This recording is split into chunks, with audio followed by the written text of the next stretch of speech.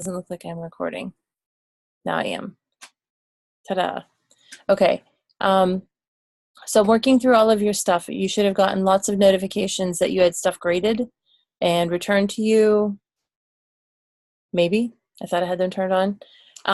If you check in the grade book, there's a lot of things that have had some comments put on them. I'm still working through your lit reviews and working through your draft methods. The methods I'm not worried about as much as the other pieces, because with the structure that we've already talked about, most of you had kind of an idea what you were going to do whenever we talked in week 4. Okay, so everything else though, research questions, interview protocols, things like that, all of that should be back to you, except for your lit review and I think the methods pieces for it. All right, so the first thing I want to ask you about, what was due on Sunday was the interview protocol and those pieces. So with the like the data collection table, that was your kind of went along with the observation and the other things you were looking at, the observation protocol and the interview protocol. I do not have them from everybody, but I have them from a lot of people. So those of you that have turned them into me, I've given them back. I've handed them back to you. So the biggest thing that I'm noticing is, first of all, you guys do pretty good work. You think really hard about things. I do appreciate that. You don't know how much I appreciate that. Secondly, a lot of times whenever I'm looking at your interview questions, just be really careful that if you can to try and focus on things that don't have one answer. You know, things that don't have a yes or no or a, this one or that one kind of answer. So I call them yes, no, this, that answers. Because some of your interview questions that you want to ask, some of the research questions that you want to ask are focused on that. So, is it this or is it that? So you want to try and do something a little bit more exploratory, even if you're really focused on what you're doing right now and you have a really narrow idea on what you're actually looking at. You want to try and make sure that you're leaving it open enough that the answers that you're thinking you're going to get are not the only ones that you can get. So, I'm going to pick on Todd for a minute here because he's looking at barriers to adopting open educational resources, OERs, in the classroom at community college. Looking at just the barriers is, and I've said this to him, great. There's research that says these barriers exist. I don't know how much of the research that you've been able to find, though, actually says in community colleges, these are the barriers that are there. So by asking them just what the barriers are going to be or looking only for the barriers, you do narrow your focus a little bit. You can always change your research questions if all of a sudden you end up saying, well, they don't really want to talk about the barriers. They want to talk about the opportunities that I have here. But by even, opening up your research question a little bit more, it may give you a little bit more kind of ground to cover. And I know we want to keep it small for the summer, but just these are things to think about as you're moving forward, to consider. And that's why the comments that I make on your interview protocols, on your questions, on your research questions, feel free to email me, text me and say, I need to have a little chit chat with you because this is why I'm doing it this way. This is what I want it to be, or, this is why I'm thinking of it in this way, and we can talk and I can be persuaded. So it's not, I'm telling you, this is a good suggested question. And you're like, oh, howdy doody time. I'm going to do that. You have a really specific reason why you selected what you picked, for a lot of you. And I will say that, if you have other ideas that other than what I have, we can talk. The other thing is too, the other piece is too, that some of you from one document to another have changed your research questions, or you've changed your problem. Like your problem talks about one thing, your research questions talk about something else. So you do want to just make sure that you're consistent across. So when it comes down to the end of it, you are looking at, like, you don't start with one research problem. Like if I started with how do 5th grade students use 3D doodle pens in a genetics lesson, okay? How are they integrating this technology to help engage them in the lesson? So there's my problem. And if I wanted to look at if my research question then is, how did the students learn about traits and adaptations or something like that, then it matches up a little bit with it, but it's not really being consistent across. So if my research problem is, how does this technology actually support learning in the classroom, my research question should also focus on, how does this technology something? So we're finding some consistency across, because otherwise you're going to have this big, broad research question or problem that you narrow down to this question. And then your protocols and your data and that are over here aligned with part of the purpose and sort of over here. And I think you're missing the sweet spot for some of you. So I'm trying to line all those up now as I'm getting down to the end to email you all back and see what I see with everything. But I mean, overall, you really have some interesting ideas and you're really ambitious, which is good, All right, so with that being said, I want to ask if there's any questions about any of the things that you've been working on that we've been talking about, that you've been turning into me with the pieces that you've constructed. I will have the lit. I think that like the more I read and the more I do, everything just keeps evolving. Mm-hmm. And my questions keep evolving, and then the direction I want to go is evolving, and it's starts kind of driving me a little insane. But then it seems like my lit review is more driving the change than anything. That, having to go back and like I felt like creating the questions was sort of didn't fit. Like I needed to do the lit review and then think about the questions that I wanted to make. Does that make? And did anybody else feel that way? I'm just wondering. Maybe. I started going through the questions, and then I went back and worked on the lit review, and then ended up redoing the questions, and then started looking at data collection, and then went back and redid the lit review and the questions, and then I started doing so. Every time I do something, I keep going back and redoing, and okay, yeah. All right, so that's a great way to think about doing it. You are right, it's going to drive you crazy, number one. And number two, it's going to suck a lot of your time if you rewrite your lit review 6 times during the class, okay? That's why you're supposed to have a couple of questions, have your draft, and then we'll come back to it later, okay?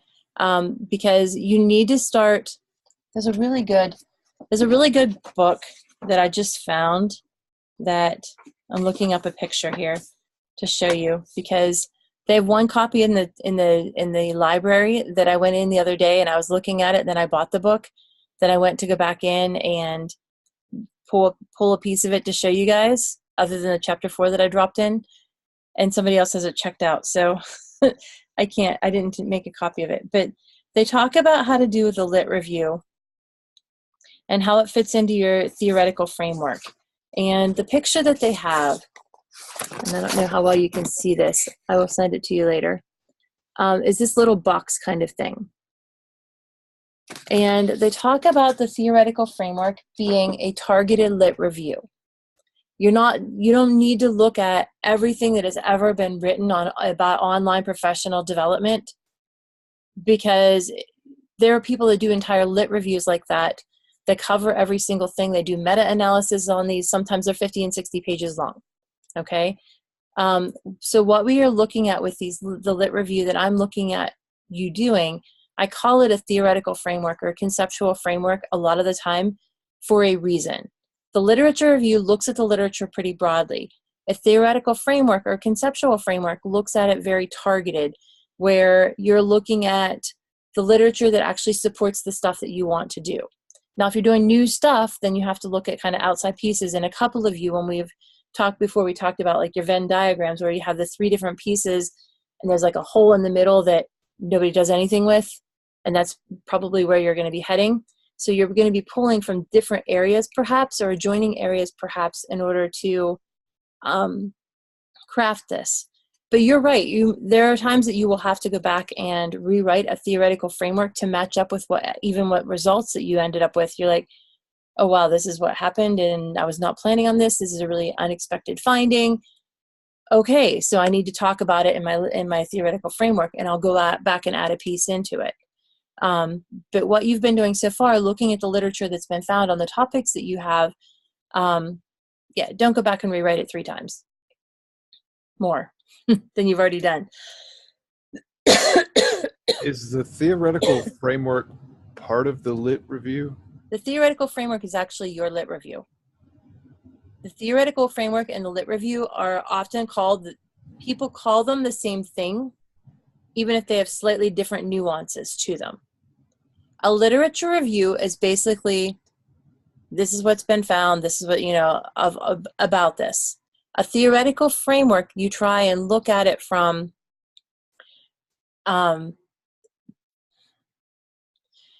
so when I was doing my dissertation, I used Berlin and Reiser have a piece out. It's a science ed piece. It's on argumentation, and they talk about how argumentation and elaboration within a science classroom has 3 distinct pieces. Okay, and I was doing argumentation, so I took the 3 pieces that they happen to have, and what I did then was I looked at how we talk about these 3 pieces in science education, so very targeted in a high school science or high school classroom. This is how we're talking about these 3 pieces of argumentation or elaboration. Then I looked at the technologies I wanted to use, and I matched them up to it. And I talked about literature on technology number 1, which was social tagging, and how that related to classroom and argumentations. So, literature or wikis, which was my technology number 2, and how that matched up with articulating your understandings. And then the third part was creating a video, and how that matched up with actually persuading. And so that became my theoretical framework, in that it was trying to convince someone that my study kind of held water. There's a movie that talks about that, and I just drew a blank. I was going to use, does this hold water? Is this going to actually, My Cousin Vinny. My Cousin Vinny. Yes, My Cousin Vinny. I was just thinking that. He says, does this argument hold water? Does this hold water? That's what you want your theoretical framework to do. You want it to hold water. Don't know if that makes sense. So you want the literature that you've had to provide this surrounding piece that explains what has been going on in the world that people have been looking at, that targets your topic. But you want to carefully pick the pieces, and this is not cherry picking. I can hear, George, already your brain saying, are you cherry picking just the pieces to toss in there that prove my argument? In a way, yes. Sometimes you will put in there, Befong and Wang state that this really did not benefit the students' learning overall. However, these 3 other studies, blah, blah, blah, blah, blah, blah, blah, blah, blah, show that it does increase their understanding of argumentation procedures by doing this. Okay? So whenever you're crafting this, you're only picking the pieces that actually construct your argument. So if I were going to do how people learn to read health labels in a grocery store, okay, which I know nothing about, and I hope none of you do either. I would go and I would do my literature review. I would look at health stuff, and I would look at how people learn to eat healthy, and there's lots of literature on that. So I would pick the things about how people learn to read labels. And then I might pick things on informal learning, how people, watch signage in a museum or in a store to learn how to read labels, or learn how to read, graphics or diagrams or something like that. And it might not have anything to do with the labels on the cans, but it's talking about how people can use signage and different things like that to promote understanding of textual diagrams or labels that they don't know anything about. And so that doesn't connect to grocery store, but it still connects. I'm making the connection. I'm making the argument that connection exists, because I want to use that as a piece of my literature, as a piece of my kind of puzzle that I'm putting together. So basically you're crafting an argument. Yes, exactly. I can always count on George to be the devil's advocate, and thank you, Julie, for helping explain it a little bit while I'm talking. It is very hard, which is why, yeah, that's kind of why I had you do a draft and I don't ask you to come back to it until like week 12. Because it's going to shift, it's going to change a little bit. And I'll be honest, you're probably not going to have the time to really go back and make a super terrific, fantastic case of it. That's okay. This is like baby steps towards putting this all together.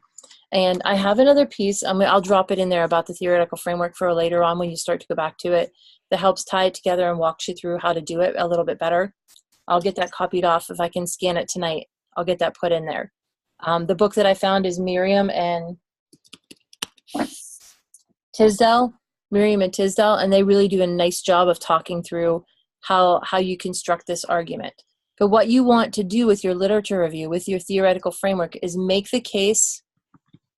It's actually it is actually going to be your literature review, whole thing. You can call it either one. People call it a literature review, a theoretical. In our department, most people call it a literature review. I'm probably one of the few that say it's a theoretical framework. So I then misunderstood. If I thought you had said the literature review was more broad. It is. And then the theoretical framework is. It's more targeted towards it. So we're doing both. You're basically. They're the same. Yeah, you're going to do the same thing. It's all going to be in one. Okay. So that's why I was kind of thinking at the end, yeah. Like narrowing down into that theoretical framework. It does. Think of it like a funnel too. Like, here's the big important like stuff that's been going on the really big broad topic. And then you're focusing on this, you're focusing on this, you're focusing on this, and you make this nice little funnel of information. And this kind of like walks the people through. This is here the literature that's, yeah, Ashley? Oh, okay. Sorry. So yes, same but different. They're going to walk you through this kind of like funnel shaped thing where you're going from one category or one broad thing, and then it'll get smaller and smaller and smaller, and it'll focus everybody in on what you're doing and how you're doing your study. And that's where like your research problem, because I'm going to go down to the whole end of all of my, grocery can labeling and how people need to learn how to do these in order to eat properly. And I'm going to get to, so the biggest problem is people are really obese, and that's a health issue. Okay. So my research question might be then, how does reading labels in a grocery store impact people's buying habits when they're trying to be on a diet? Okay. I'm pulling these out of, nowhere. So that might be my research question then. So my literature review has to talk about, the health issues. It has to talk about, why they would need to read labels or what labels' importance has, maybe in informal environments, how learning takes place, how people adopt different habits. So this funnel of information is basically convincing you that it's a logical set of steps to follow. It's a logical set of literature to follow through. Does that kind of make sense? It's building an argument. It's building an argument that this is a legitimate study, that it has some sound principles behind it, that there is theory that is underlying it and supporting it, and that the research questions that I am asking are legit. Yes. Well, and I think what you just said about having the theory behind it that supports it is maybe where we all are coming from as far as the theoretical framework, or at least in my mind, and it may be everybody else okay. was thinking that too, that maybe there has to be some sort of, like for mine, I'm looking at like the transactional distance theory. Mm-hmm. And so, and kind of blending that in with my topic. And so I think that maybe, and correct me if I'm wrong, everybody, but maybe that's where we're coming from, is that's part of the theoretical framework in terms of, do you see what I mean? Like including that in our lit review. So I think I think what's happening is you're pulling theories from other classes right. you've taken that don't necessarily happen to fit in with what your reading easily, your literature that you're using for this easily. And so Right. there's a jump between that and between what you're doing now. Is that what you're saying? Yeah, and it may be just a misunderstanding of the term theoretical framework, at least for myself, that it was that we had to have some sort of basis of theory, somebody else's theory that we're going to apply to the research that we're doing in our lit review, maybe that kind of thing. I do think that there will be a theory that goes through all of them, but I don't think that it's always necessarily labeled a theory. Like they don't necessarily say, this is the theory of, blah, blah, blah. It may just be something that they're using as almost like I'm going to say a theoretical construct. It's what they're basing a study, maybe you read a study on feedback, because or am I mixing up people? No, you're not mixing up people. Yeah, you're doing feedback. Pam's doing social presence, sort of, right? Okay. All right. So if you're looking at feedback, so then maybe one of the studies that you've looked at that is talking about feedback has some kind of like piece built into it that talks about how the brain processes feedback and how this feedback loop works to support learning. And it may not be labeled as the theory of feedback loops. It might just be somebody talking about how these feedback loops work. But if you want to pull that and you want to say, this is a piece that I feel really underpins my study, you can pull that and use that as like the theory that you're basing it on. You can take it from, having something already labeled as a theory and been published labeled as a theory makes it easier for you to convince somebody that it's real and that it works. But you don't have to. It can be something as simple as that. You read something and you're like, oh, that's what I want to pin my whole study on. That's where the magic is going to happen. Okay. Can I ask a quick question? Sure. Jump in anytime. When we wrote the position statement, we talked about post-positivism and epistemology and things like that. Yeah. Should we have been using those in our lit review? Should we have been talking about post-positivism, pragmatism? Yeah. Okay. You don't have to. The lens that you're using that's kind of tied to those is how you view, like if you are a very positivist person and you think that you crank open my head and pour in the knowledge and it just sits there and trickles back out my mouth, the way that you approach a kind of learning task is going to be very different than if you're a social constructivist at heart and you want me to learn how to do something, interacting with someone else or looking at the culture that's surrounding it. So the assumptions that you take inform the choices that you make in your methods and in your analysis procedures and how you even look at the literature. And that's why it's important to kind of just say at the beginning, well, I think this is how I believe. And then you have a lot of time to work through really how you're thinking it through. But at least having that understanding to start with kind of underpins how how that piece works into what your assumptions you make as you're constructing your study. Because I would analyze very differently if it was a very positivist, viewpoint versus a social constructivist viewpoint on how learning occurred in a classroom. Yeah, Jenny. So I'm just thinking out loud as you speak and trying to understand what you mean. So if I was looking at professional growth, I actually need to include in my literature review sections on the different interpretations and studies on professional growth. Is that right? Like I've looked at online, blended, face-to-face, professional development, but I wanted to focus on the professional growth within these and the elements and design of these courses that promote professional growth. I'm just thinking out loud. If you are focusing on professional growth and you want to look at how it's applied, then you probably should have a chunk that talks about professional growth, even if it is just professional growth in other fields is defined as this, so and so and so and so, and business has defined it like this, or used it here, or studied it here.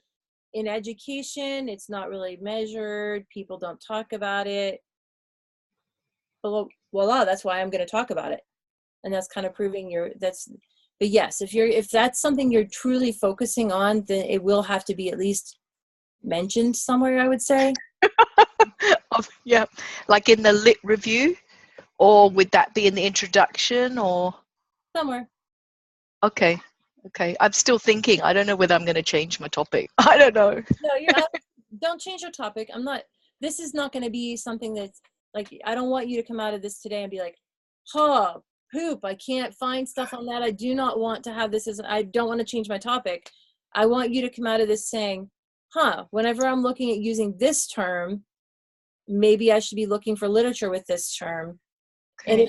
And if you have a whole bunch of stuff about professional development and increases in skills and increases in things on professional development, maybe, is professional growth the term that you want to use? Is it the term that the literature is using?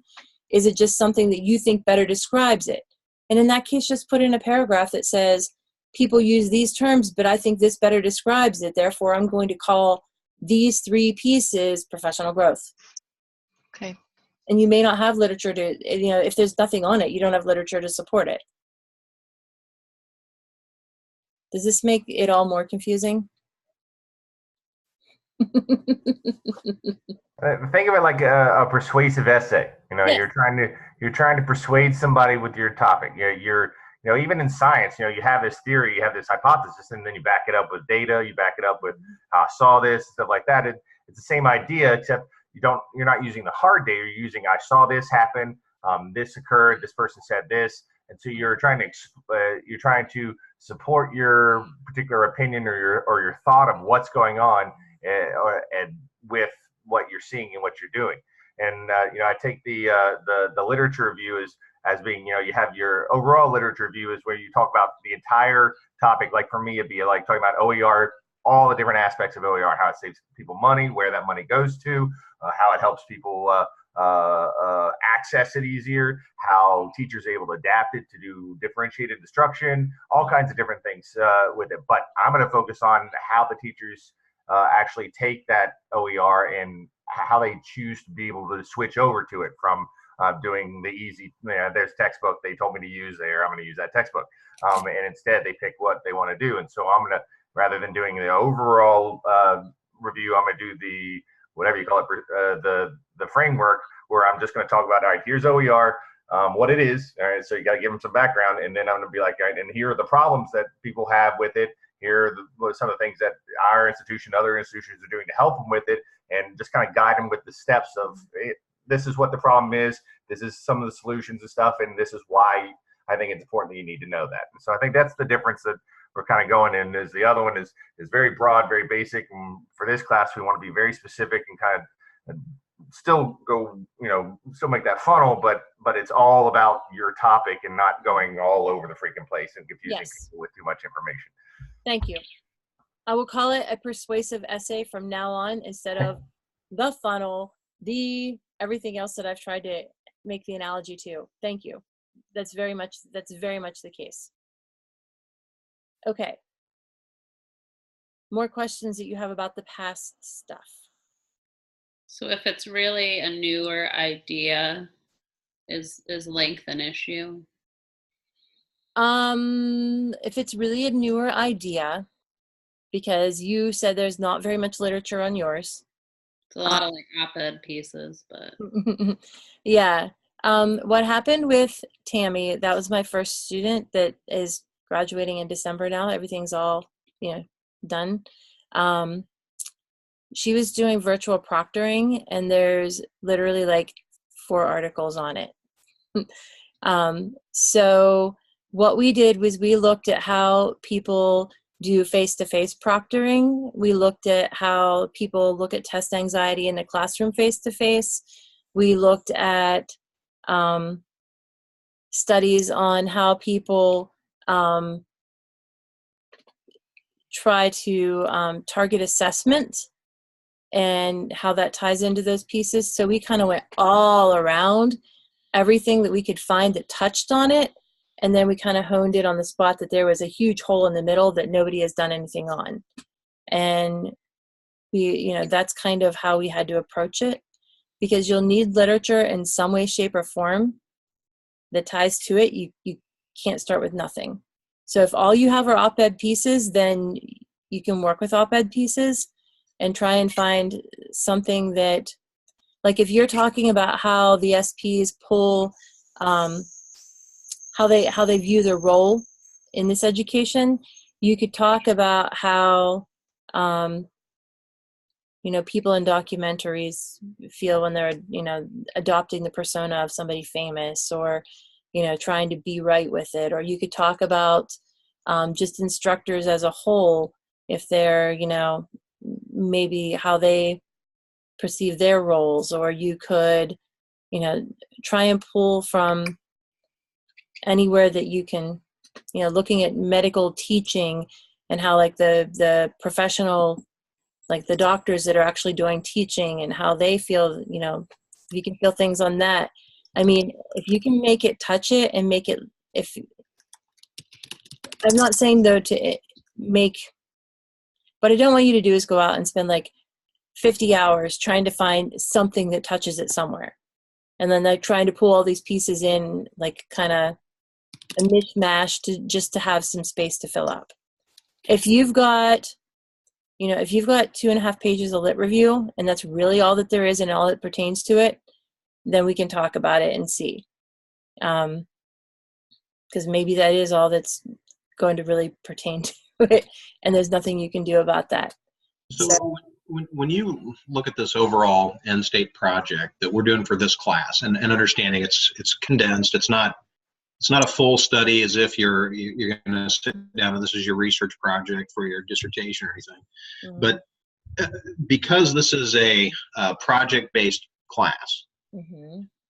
If you were to, now when I look at it, I'm making some assumptions. I understand that every part is important, otherwise you're not going to get a reasonable product at the end. But the way I'm looking at this is probably the key learning points of this whole thing are how to set up your interview protocols, how to set up your observation protocols, how to get that data and those pieces and make some kind of sense out of it and tie it back to one of those odd items from your lit review. Okay. Yeah. So I have not yet, and maybe I should. I'll let the beatings commence later, but I have not begun to browbeat myself over, did I get this lit review tight or did I get the focus tight at this point? And and as you know, because we talked here a week or so ago, I've actually started the project and the observations. And as I'm doing that, I'm kind of going, wow, I'm really glad I didn't spend a lot of time on this lit review because my stuff would be all assed up right now. Okay. So, I did the lit review, did an outline for it, but I'm really finding maybe I need another piece to that to make it work. So with my whole point on this is I'm not getting myself wrapped around the axle, and like I say, this may be wrongly, I'm not getting wrapped around the axle on my topic and my lit review. I am getting kind of wrapped around the axle on, oh, okay, now I can understand why I should have this observation protocol or why I should have this interview protocol, or that stuff is kind of making sense for the future to go, all right, now when I get a topic, I really need to have my stuff in order here, or I'm not going to do these protocols properly to get to these things, okay? So this is a bunch of statements and a question. Is that the way I should be viewing this thing? Yes. Okay. All right. Yeah. I'll lose some of my uptightness then. I was going to ask you, and I don't know if anybody else would find this helpful, or if you would even think this is a good thing to do, but if it were possible, I can't even speak right now, too much vacation. For instance, when you have the assignment, and I'll go to those two that I just mentioned, the observation protocol or the interview protocol or anything like that, would it be possible to post an example from something someone did in a previous class? And I saw that you had the example from the STEM stuff on, I think that was the interview protocol. Right. That's Okay, and that was helpful. And I think for myself anyway, and I always hesitate to speak for anyone else.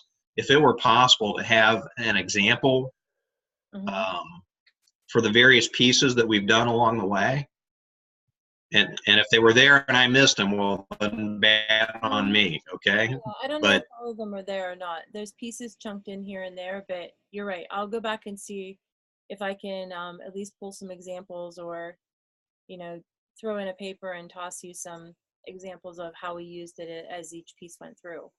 Okay. And then again, I'm only 1 out of 11, so if nobody else thinks that's a good idea, then, you know, don't do it for me.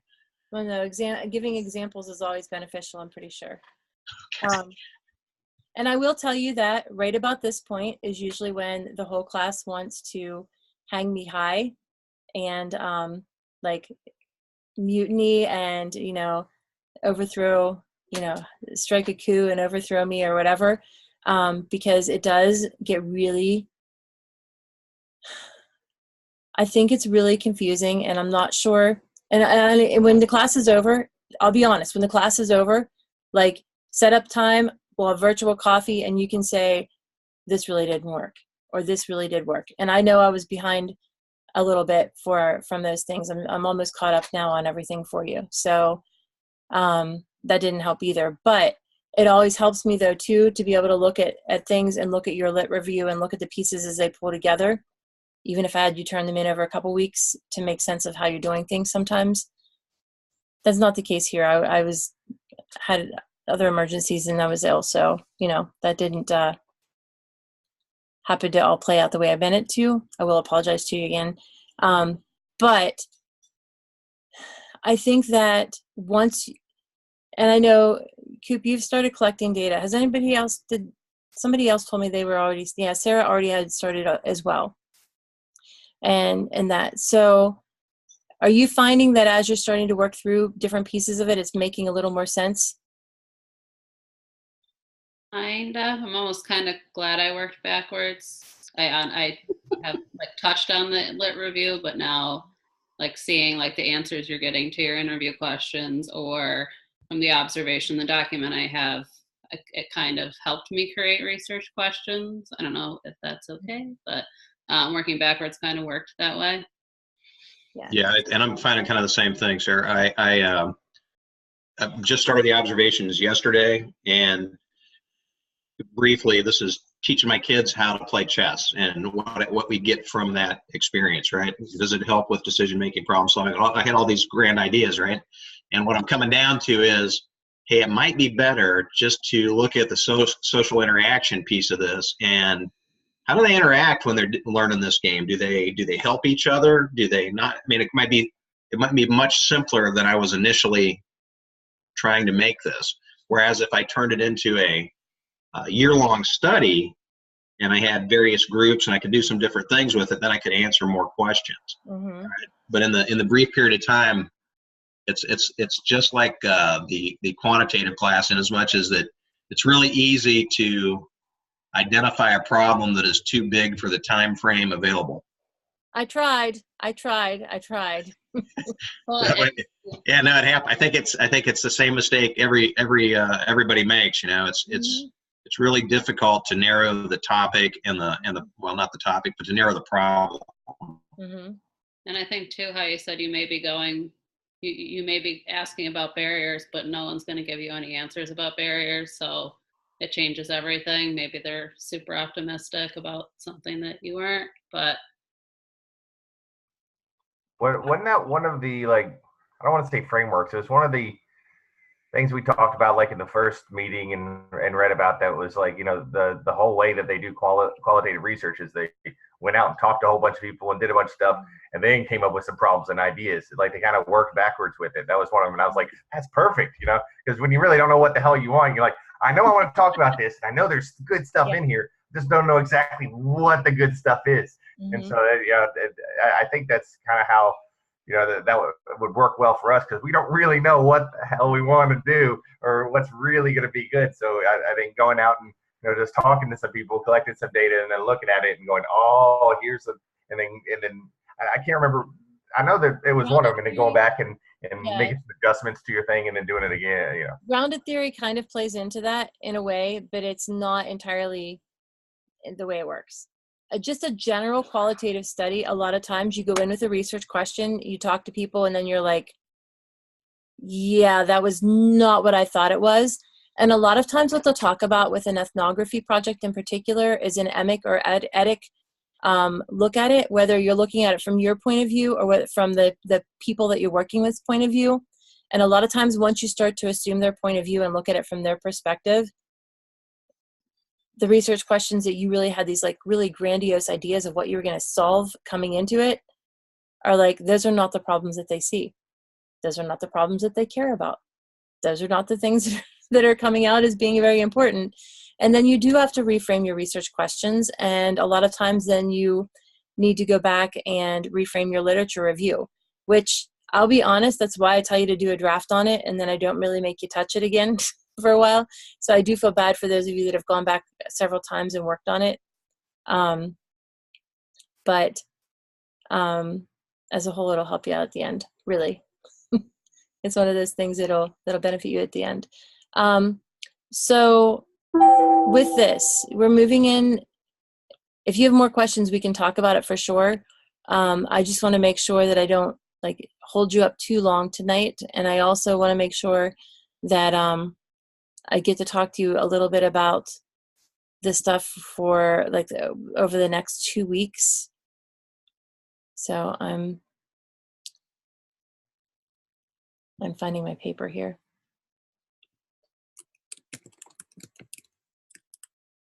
Hold on, it's not helping me. Okay. All right, so with the next 2 week kind of chunk, those are our last 2 weeks before officially you go on and do your data collection and analysis and those kind of things. We will meet on the 16th. Meeting on the 16th gives us a touch point. We're going to discuss problems. We're going to look at how you start actually like putting it together and writing it up and all of those kind of things. But I wanted to start talking about this week, and then we can talk more about it next week, is a little bit about the analysis. Because a couple of you have started to turn me in documents about your, like your focusing 2 and your initial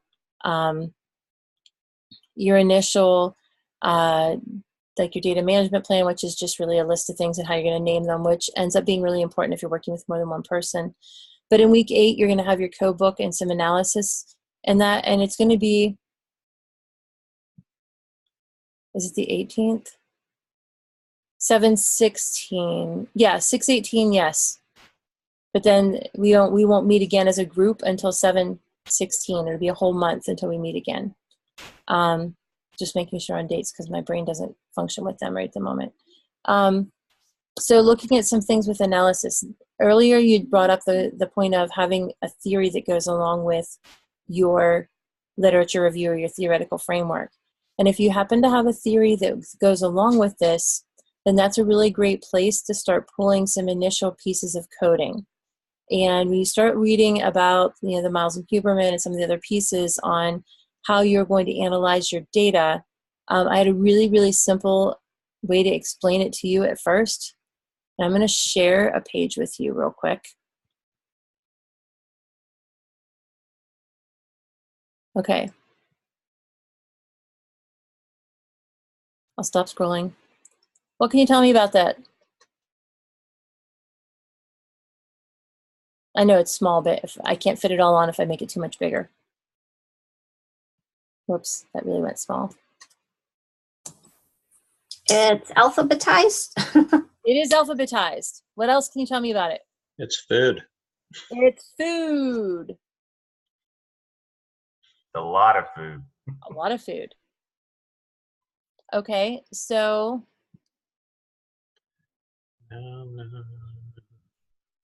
it is a grocery list of some kind. Yes. So what if I told you that I was giving you these 200 items that are found in grocery stores, and I wanted you to sort them for me, arrange them in the store? Perishable, non-perishable, produce. How many codes are you looking for us to do? Well, you gave me perishable, non-perishable, and produce. Give me a couple more, people. What else would you divide it into? Frozen, Dairy, baking. Frozen, dairy, baking. All right. So if we looked at these codes, you actually have 2 levels of codes there. Maybe even 3.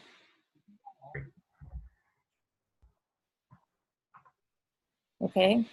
So if you're looking at this, we have perishable, non-perishable, frozen. And then we add like dairy, produce, baking. Okay.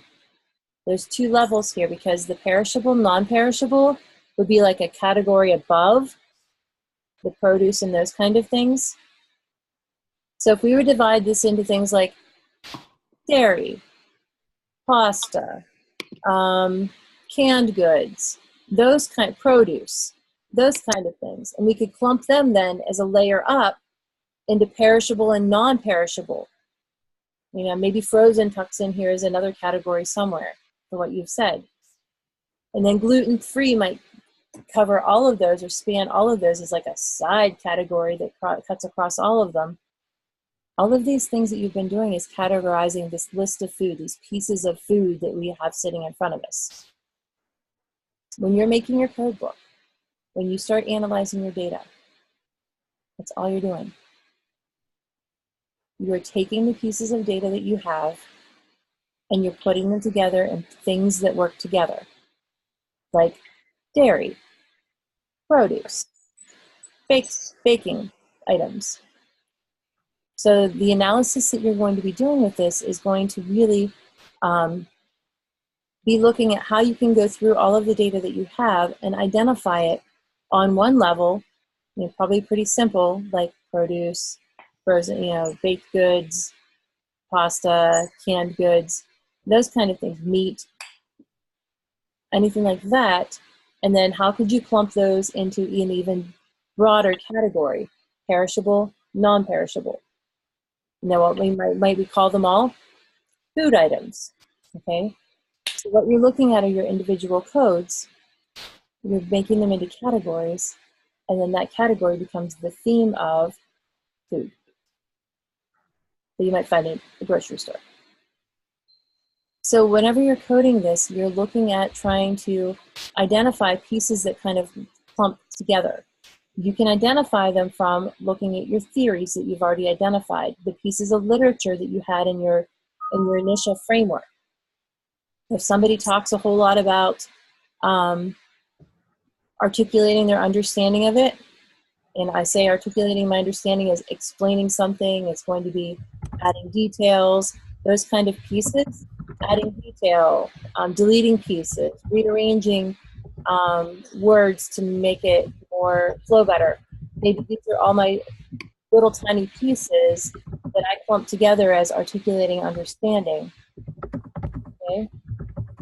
So when I'm coding all of these things, when I'm coding all my data, what I'm trying to link it back to then is the questions that I had, that I started with, and how these theories or how these ideas that other people put forward and that I get myself, okay, tie all together to prove my point. Does that kind of make sense? All right. So some of you, as you're starting this week, you're going to be giving me some basic ideas in your Focusing 2 document on how your data could be analyzed, some ways that you think it will, or you know that it might tie across. I'm only looking for like thoughts. This is not a hard, fast rule on how it has to be. The next week we're going to talk a whole lot about analysis, and I'm going to have you download a piece of software, and we're going to like look at some things together on how it works with video, even if you're not using video. and all of that. But I just wanted to give, because a couple people have had questions, I wanted to give you some ideas on how this could work. And you can do a priori coding, which is taking the theory and saying, okay, they list these 6 design elements that are required in online PD, and I'm going to use those as codes because I think they're really important and I want to see how they play out across my data. But you can also come up with ideas on your own that are not in the literature or that are suggested but not labeled. And you can also leave blank spaces and use emerging coding, where you look at all the answers people are giving you, and you're like, oh wow, that really seems to be important and I never thought about it and the literature does not talk about it. But those are the emerging codes that you can come up with afterwards. Grounded theory, you're going to have all emerging codes. Most of the other ones, though, you're going to start with at least a few ideas that you have going in, and you're going to populate it more as you go through. Okay.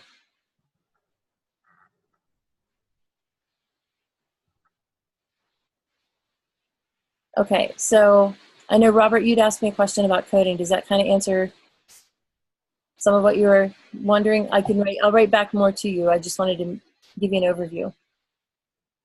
Okay, so for the rest of you, oh, go ahead, talk. No, yeah, that's a good overview. Okay. All right, so anybody else have more questions? I'm sorry, I'm looking through. I haven't looked at that far ahead though. On a number of codes that we need? No. Okay.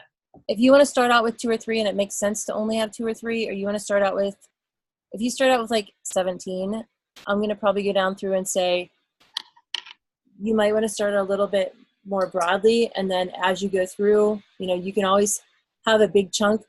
You can do it 2 ways. You can kind of do it when they used to have those shows like,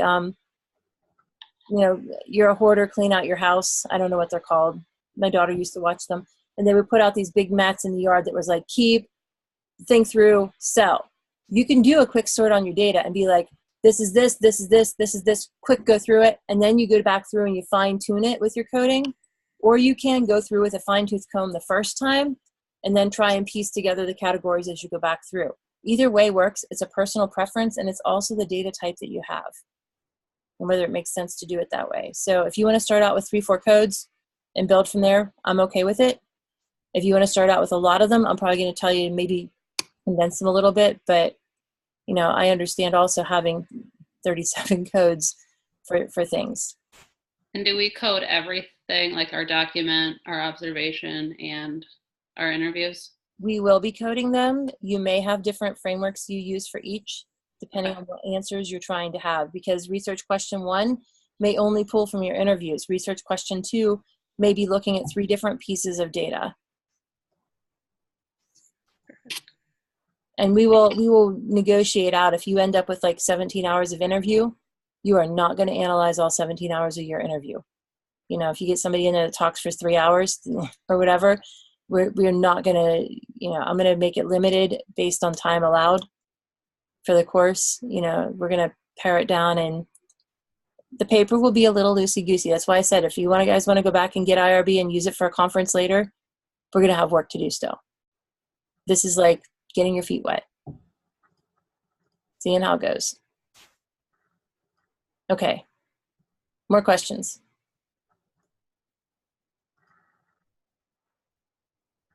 Okay, do you guys all have my phone number? Yeah? Okay, here it is. Yes, qualitative analysis is not the easy thing, is not easy. That's my phone number. If you have an emergency and you need to I need to talk to you today, just in case I'm not on my computer or my phone is, I'm not checking my email, which occasionally does happen. Text me, say, can I talk to you sometime in the next 12 hours? Here's 2 times that are really great for me. And if I can, I will make it work. Okay.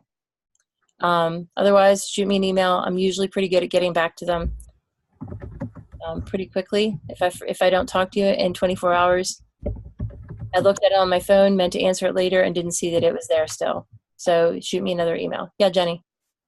I'm just looking ahead for this week. I actually haven't had a chance to look at everything, but I'm just looking at the data management plan that's due this week, and it says storage encrypted, stored in a locked drawer on password protected drive.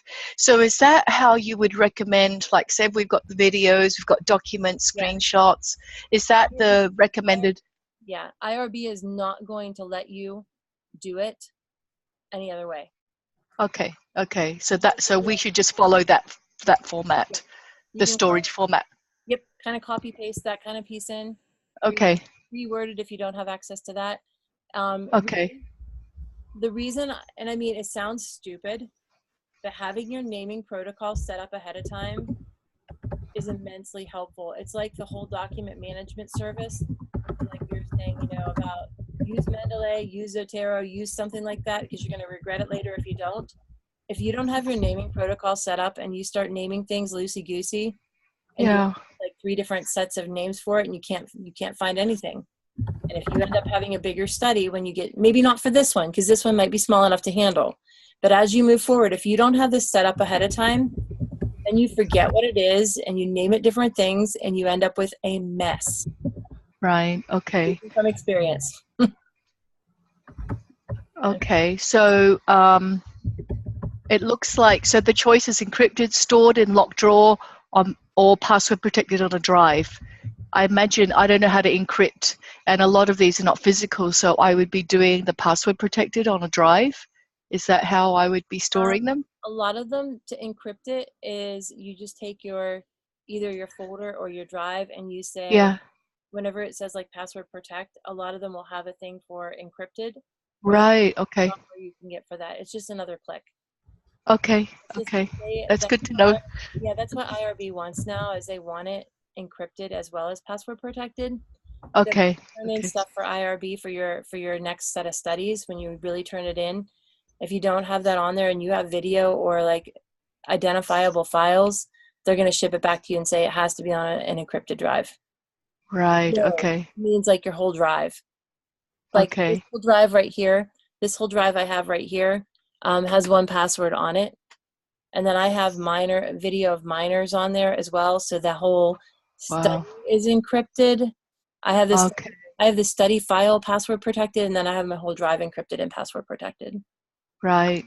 So I'm just assuming that, like, you mean on a physical drive, or I can save it on a cloud, like on Dropbox, and have it encrypted and password protected? It depends. I will say our IRB is allowing us to do Dropbox. Okay. Penn State isn't allowing you to do Dropbox or Google Drive at all. Like no Google Drive, because of the way they share data. And then Dropbox, they do not allow. You have to use Box, which is stored like through them.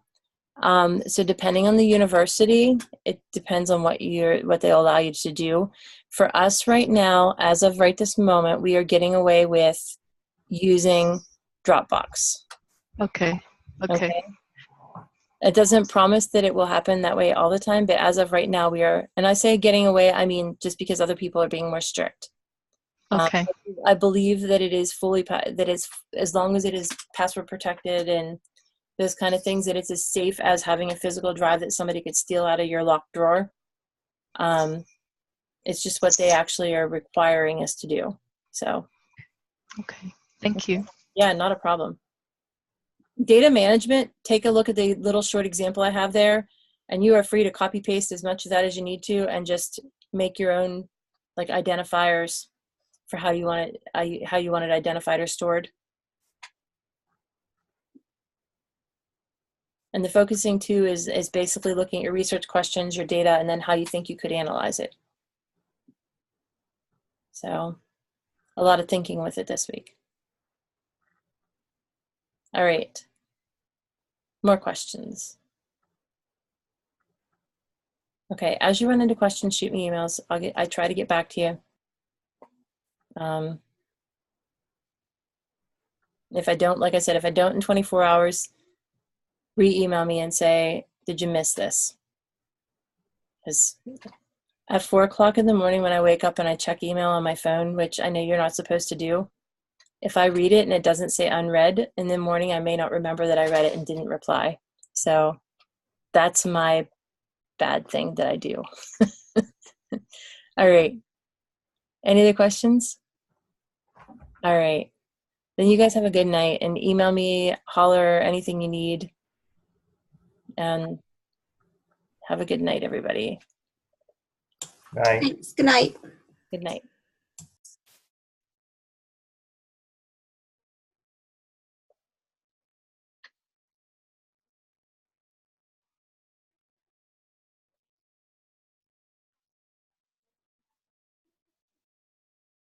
I don't know if they're frozen or not. They kind of look frozen to me. They do. You can turn off your recording. It might